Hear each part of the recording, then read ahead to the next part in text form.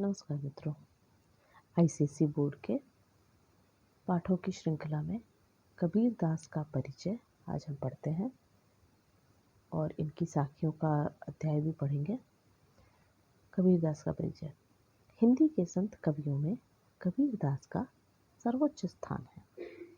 कबीर हिंदी की संत काव्य धारा की ज्ञानाश्रयी निर्गुण शाखा के प्रमुख कवि हैं।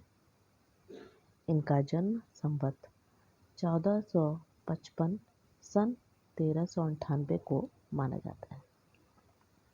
इनकी मृत्यु के विषय में भी विवाद है, किंतु अधिकतर विद्वानों ने इसे सन 1495 माना है। कबीर ने प्रसिद्ध वैष्णव संत स्वामी रामानंद से दीक्षा ली थी।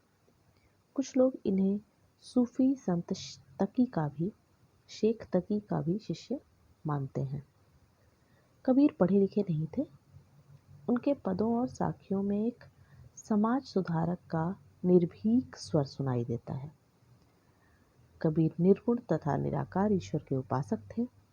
इसीलिए इन्होंने मूर्ति पूजा, कर्मकांड तथा बाहरी आडंबरों का खुलकर विरोध किया था। इन्होंने हिंदू मुस्लिम एकता का नारा भी बुलंद किया तथा दोनों ही संप्रदायों में व्याप्त रूढ़ियों तथा धार्मिक कुरीतियों के विरुद्ध आवाज उठाई तथा राम रहीम की एकता में विश्वास पैदा करने का बीड़ा उठाया।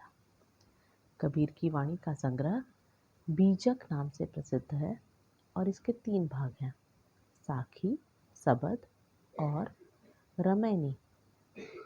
संकलित साखियों दोहों में कबीर ने हमें विभिन्न प्रकार की सीख दी है। इनकी भाषा को सधुक्कड़ी या पंचमेल खिचड़ी भाषा भी कहा जाता है। इनकी भाषा के विषय में जान लेते हैं।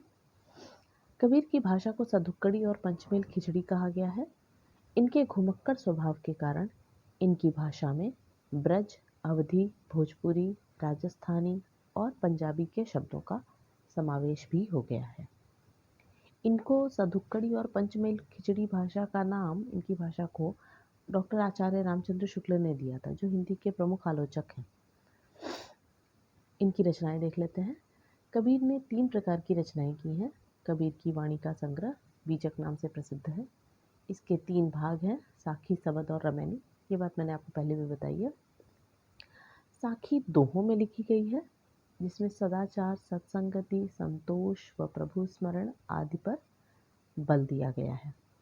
सबद में योग की साधना और भक्ति भावना तथा रमैनी में जीव, ब्रह्म और माया का वर्णन है।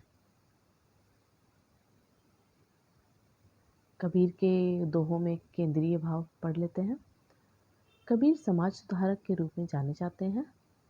अपने दोहों के द्वारा कबीर दास जी ने गुरु का महत्व एवं गुरु के स्थान की श्रेष्ठता को बताया है। उन्होंने अहंकार को त्यागने की सलाह देते हुए कहा है कि जब तक हमारे मन में अहंकार होगा, तब तक हमारे भीतर ईश्वर का निवास नहीं हो सकता। अंधविश्वास एवं आडंबर का घोर विरोध करते हुए उन्होंने हिंदू मुस्लिम ऐक्य पर बल दिया है तथा दोनों को कर्म की प्रधानता के महत्व को समझाया है।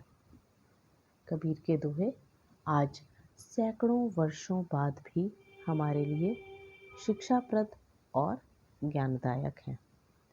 वर्तमान परिवेश में भी अपनी सार्थकता का बोध कराते हैं। उद्देश्य देख लेते हैं। कबीर दास का उद्देश्य अपने ज्ञान का बखान करना नहीं था, अपितु अपने दोहों द्वारा लोक व्यवहार तथा गुरु का महत्व बताना था। गुरु का मानव जीवन में सर्वोपरि स्थान होता है। वही हमें सद्मार्ग दिखाता है। कबीर के समय में जाति, पाति, धर्म के नाम पर भेदभाव भी, अंधविश्वास व आडंबर अपनी चरम सीमा पर था। उनके दोहों में इन्हीं बुराइयों पर चोट की गई है।